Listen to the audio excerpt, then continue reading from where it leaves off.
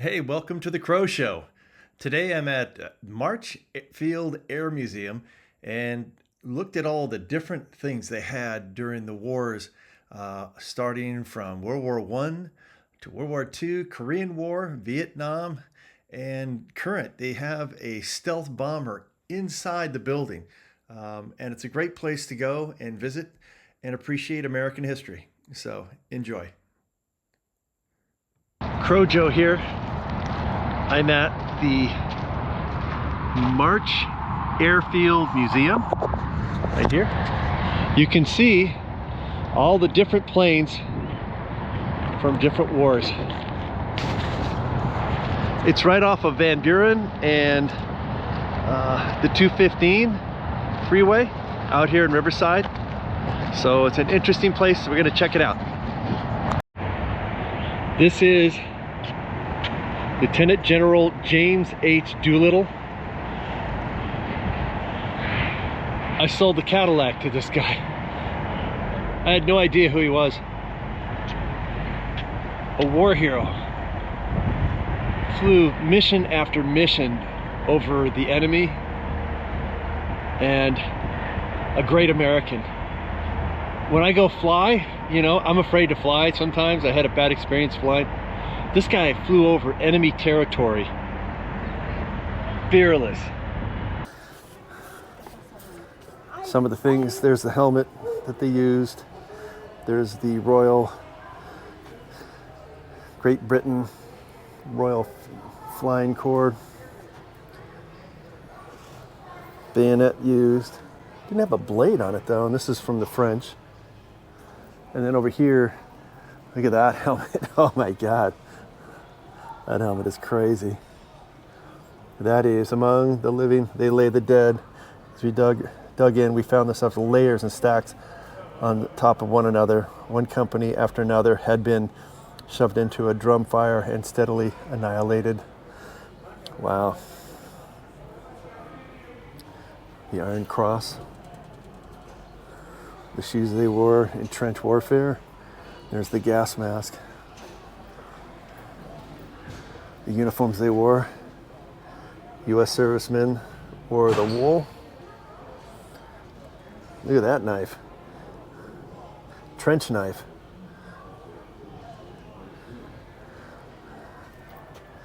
Leather fighting helmet. And that's what one of the pilots looked like right there.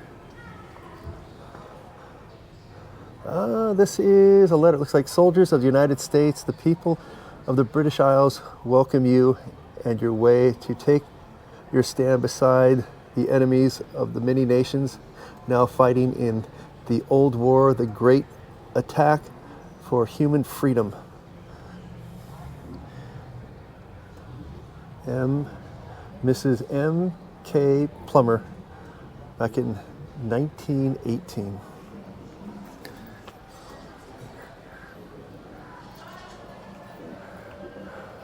They have like a place here for if you want to be a pilot.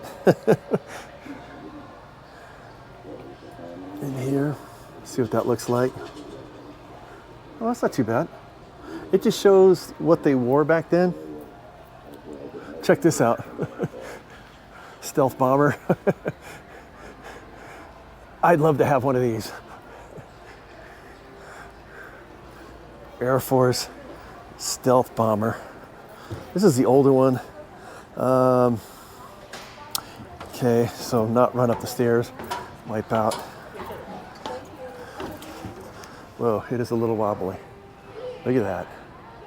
Isn't that cool?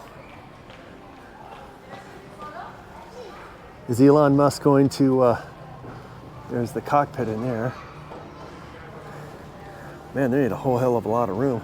But you can see the old planes up there, up in the sky. It's pretty cool. Here is the aircraft carrier right here. The Doolittle raid. In the following weeks of the attack of Pearl Harbor, victorious Imperial Japanese forces swept through the Pacific, seizing American, British, and French colonies. In the United States, President Roosevelt sought a dramatic strike in the rise of American confidence Captain Francis Lowe, an expert in anti-submarine warfare, had an idea: why not strike directly at the Japanese capital? On April 18, 1942, deep within Japanese waters, the USS Hornet launched 16 B-25 bombers with the legendary aviator Lieutenant Colonel Jimmy Doolittle in command. Flying low to avoid detection, the Tokyo Raiders dropped bombs on the targets in Tokyo and 5 other Japanese cities. Angered by the attack, the Japanese forces inflicted horrific retaliations on Chinese civilians, killing an estimated 250,000 men, women, and children.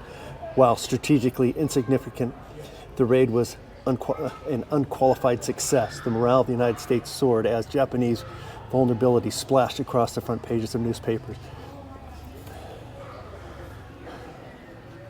And there it is there. Unbelievable. I am just in awe of the guy that I sold. I sold a Cadillac to him. He was being interviewed by Ray Appleton on KMJ, and he went to Michael's Automotive over on Blackstone, and I was a novice salesperson. I actually hated selling there because I hated Michael's Automotive. I just didn't like it there, but I needed the money, and I was desperate because I was struggling. And this guy comes up in a Cadillac, and it was General Doolittle, the real deal. I sold him a Cadillac. The only Cadillac I ever sold to anybody. A war hero. They should have gave it to him. He shouldn't have paid a dime for what he's done. I'll never forget it now. He had a presence. You could tell the guy had brass balls. Shoot, I get nervous flying on a jet plane. He was flying over Japan during World War II, where they would slice you up and torture you for days before you wish for death. And he flew over and over, bombing the crap out of the Japanese. This is in Buffalo, New York, Army enlistment, 1942. Right here, showing folks, I think the Rogers family right there. But the greatest generation. But there's not much you can do about it. There's a nasty rumor going around camp here that we will not get any stripes or wings when we graduate from here. I hope that isn't so. Or else they could put it up there. And this is a consolidated A6A gun turret right in here. And that's where you would shoot from to shoot enemy aircraft. Here's what the aircraft look like.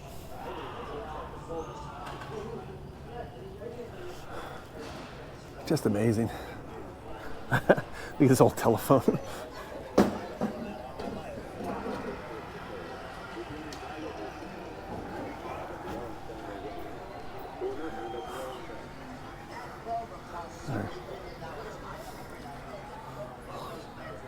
This is Greatest Entertainment All-Star Bond Rally. They had celebrities support the war effort. Here's the back of the stealth bomber.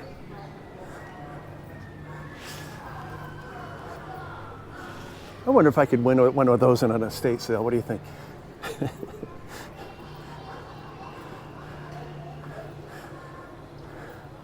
And this is the Pratt Whitney J58 turbo jet. The design was to operate high speed and extreme altitudes. The SR-71 dual Pratt Whitney J58 9-stage axial flow bypass turbojets developed 32,500 pounds of thrust each. Huh. That would fit great on my Toyota.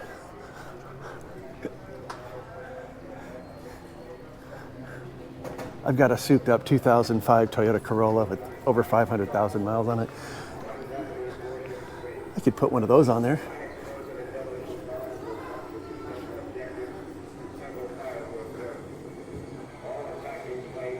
I got videos.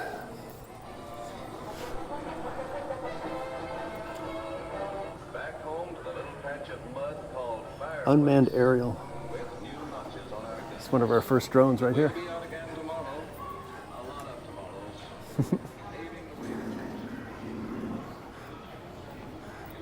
I got planes up above us. Planes over here. I'll try to move slow.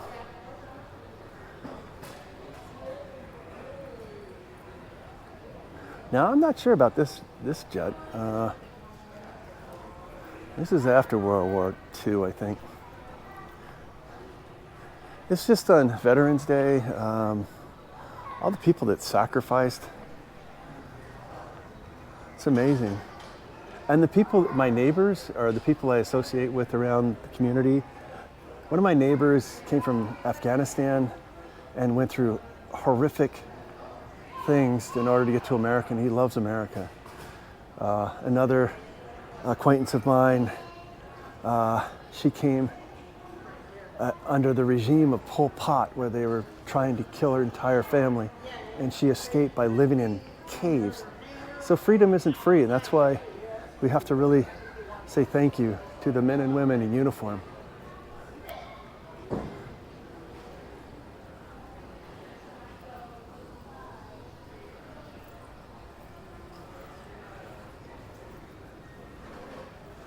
I'm not sure what type of jet this is. What does this say? Oh, it's right here. Okay, this is the F1 Nat, designed in the mid-1950s, the W.E.W. Peterson. Has lost cost alternative to a more expensive one. So, wow, top speed was 695 miles an hour and could go up 50,000 feet. Not bad.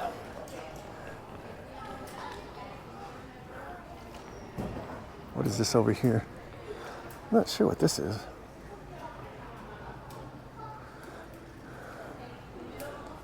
Where angels fear to tread. Produced by the Miss Mobility Integrated Systems Technology, the CQ-10A Snow Goose is a multi-purpose unmanned aerial vehicle designed for precision delivery of cargo. Oh, okay. So it's a cargo thing.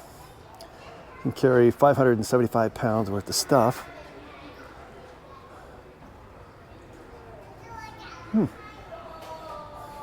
Interesting. So they just fly it and drop it in areas where people needed food or ammunition.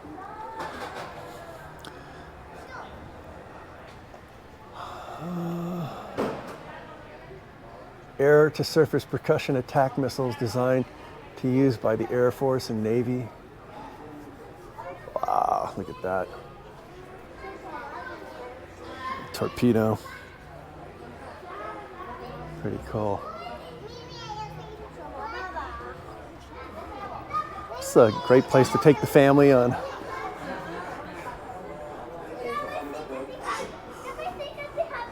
Yes.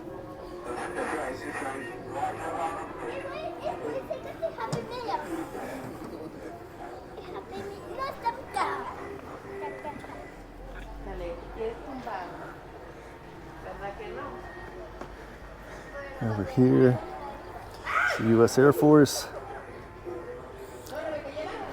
I don't know, it's just interesting. Look at this door, oh my God. Solid door.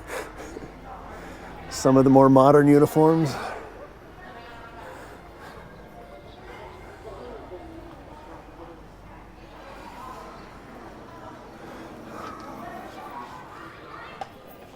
All the different jackets they wore.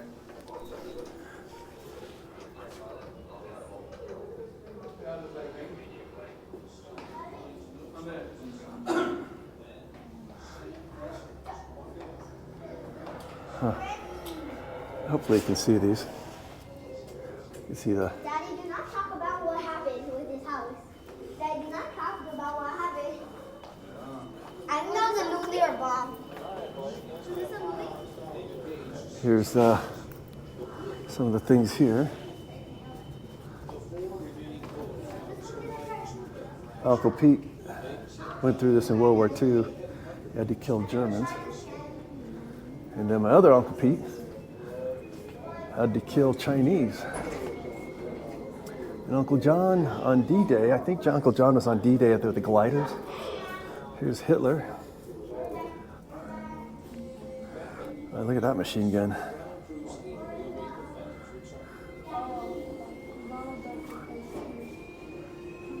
Huh.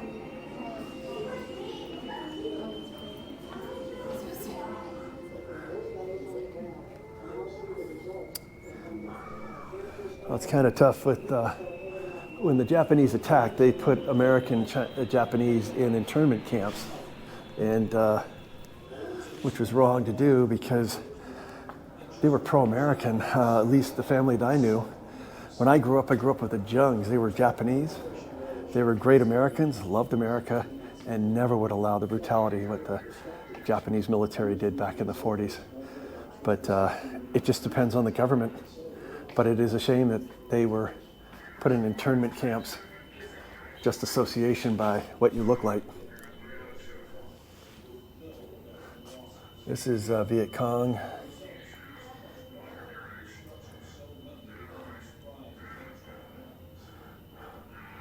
The VC were very hard to kill.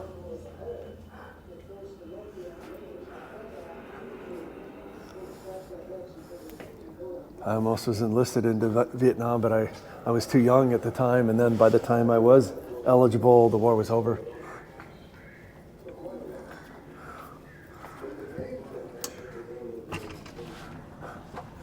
Oh, look at these. Oh my gosh.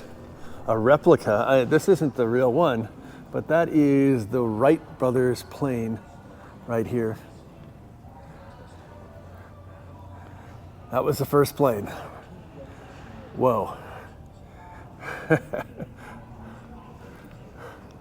Wright brothers had some balls. World War I fighting planes.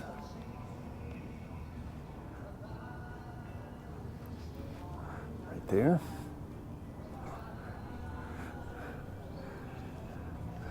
I'm not sure what that is. Looks like a drone. This was the Japanese. Oh yeah. My Uncle Pete had a placard where the military guys, when they were on break, would play baseball.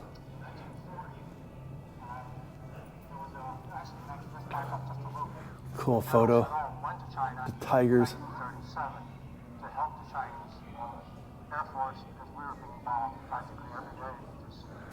Here we were. The United States back then was helping China survive the brutality of Japan, and now they're messing with us. It's after decades you would think that China would be thankful, but they became a communist country. They don't like freedom. Freedom isn't free over in China. Here in America, we just proved freedom through elections. This is the Wright brothers. The Brunelli principle: air, like water, is fluid, and the fluid moves faster, it produces less pressure. Moves slower fluids produce greater pressure. So this part right here was the lift. The design of that wing was crucial. And boy, to experiment with flying back then, you would really get messed up if it crashed. And this old plane, look at that, U.S. consulate. Back in 1930, developed by the Consulate Aircraft Company of Buffalo, New York in 1930, the PT-6A derived a fleet of Model 2 was produced primary training aircraft for the U.S. United States Army Air Corps. There wasn't an Air Force back then. And that's what it looks like right there. Oh, look at it. I bet this thing still runs. I wouldn't get in it.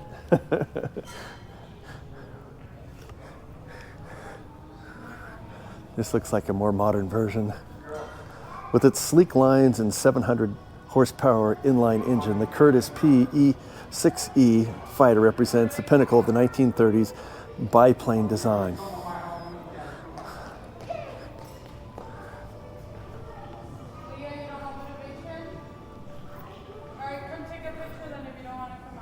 And look at these motors. Oh, look at that. Wow. I would not want to work on something like this.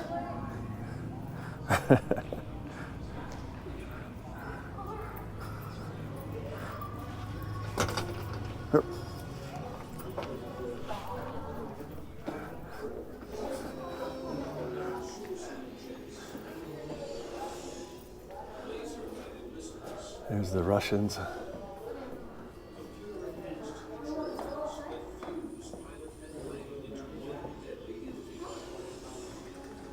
Different helmets. We already looked back here.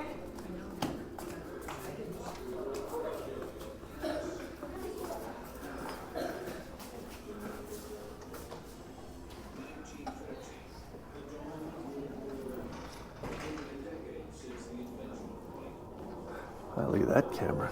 Jeez. Sony. Yeah. You're not in T-37s anymore.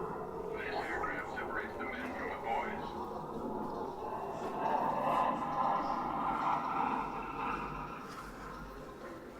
They show videos in here.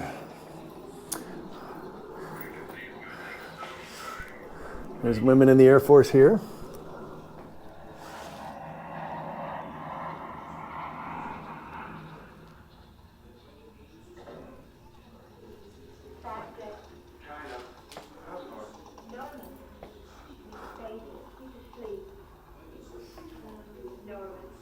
No, it won't do. Okay, here we are out in the field where all these different planes from different wars. I'm going to try to walk through them quickly because there are a lot of them. Right here is the F-10 or the F-105B Thundercliff or Thunder Chief. Vietnam War.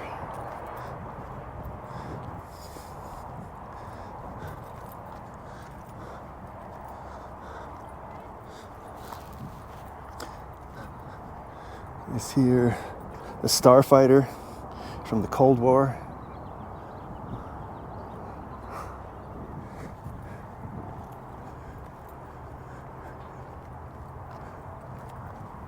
It helps with these signs here. I wouldn't know anything about this. Delta Dagger during the Cold War.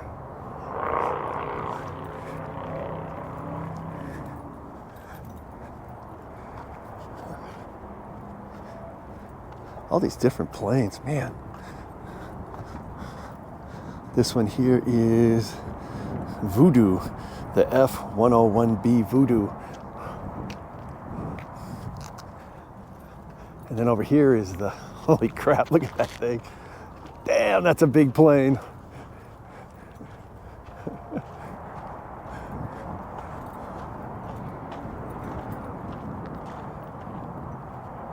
This is the Super Sabre, Vietnam War. It's kind of windy out here today, but it's not hot. Usually out here in Riverside, it gets so damn hot. Oh, look at all those bombs, man. That's a badass plane.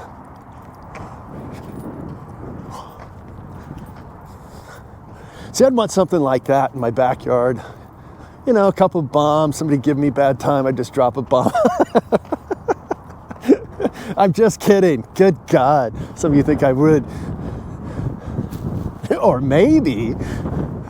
Look at all these planes. Jesus. Well, look at that over there. No drone zone. Restricted. U.S. Air Force installation. Oh, they'll shoot them down. Damn.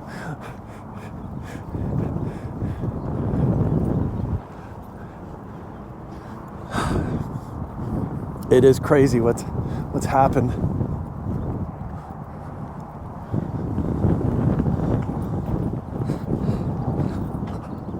Sorry, I can't walk fast enough. I got short little legs. Now, what is this over here? Holy crap. United States Air Force. Man, this thing's a beast. Look at that.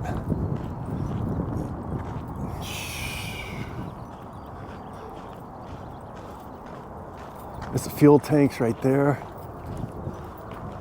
Damn.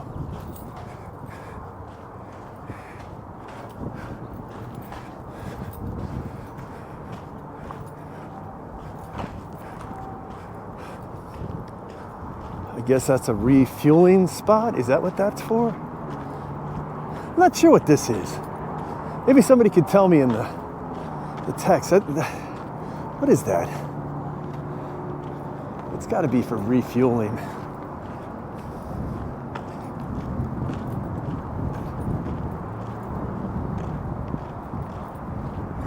Over here.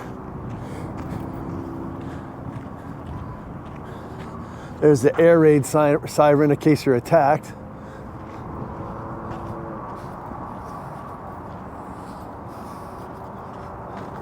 Coming out here on Veterans Day just reminds me of all my relatives that fought and died for freedom. Coming from Italy, Ireland, like Jack Haggerty or John Han or Pete Peterson. My relatives, Pete LaManna in the Army, my dad was in the Air Force. He was stationed in there after World War II ended. And he said it was so dangerous to walk around because some of the Japanese soldiers, you know, they commit suicide. They want to kill Americans. And they said that they were as unpredictable as hell.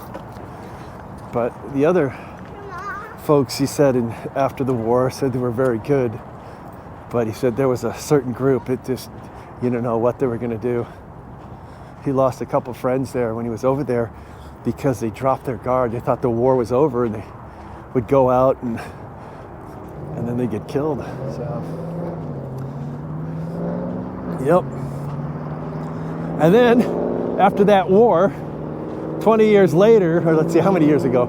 So I was 1945. I was born in 1960.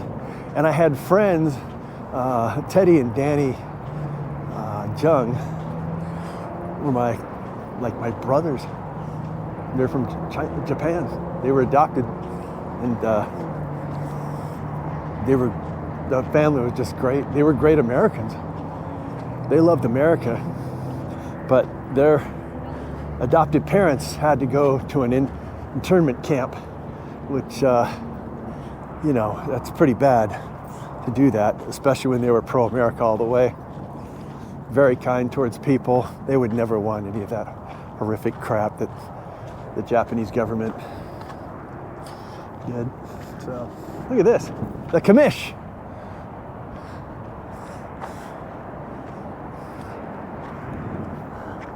There's that giant plane. There's a plane here you can get on. I just don't know where it is. Oh, there it is. Okay. I went to public school, so it takes me a while to find things. See, this is the stuff that kids need to see. Now, when I used to work in Culver City, the military was denounced by radical wokes. Police, too. That needs to change. Hopefully it changes in the air. We need a new direction, and I'm hoping it becomes with our new President Trump. I just don't know, though. We'll see. Here it is. Jesus, look at this thing. It's a giant albatross.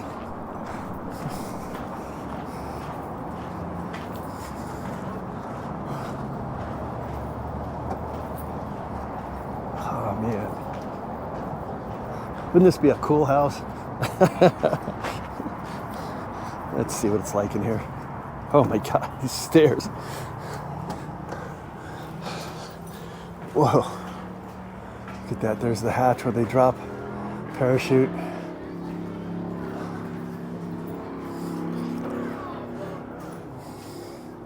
The C-141 Star Lifter. Gross weight, 325,000 pounds. Woo! Range, almost 6,000 Over 6,000 miles. Airspeed 500 miles an hour. Jeez. Look at that.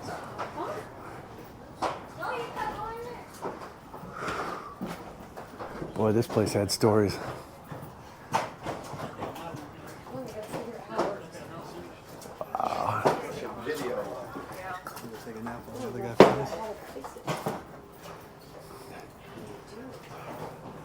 Oh, look at that. They even have a giant fan you can get from Costco. Oh. Tight quarters. And here's the other spot you can jump out, I guess. You gotta wait until the family checks it out. There is? You're not taking off in this thing, are you? Oh my God. Tires are flat. Oh, well, thank goodness for that. I'm not ready to fly. I don't have my frequent flyer. Do you used to fly this? Yep, 10 years. 10 years. Yep, sir. So you know all these gauges. Yeah, I still do.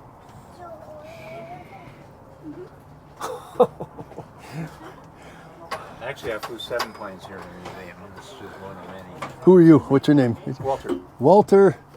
Fuss. How to say it? Fuss? Wow. Well, thank you for your service.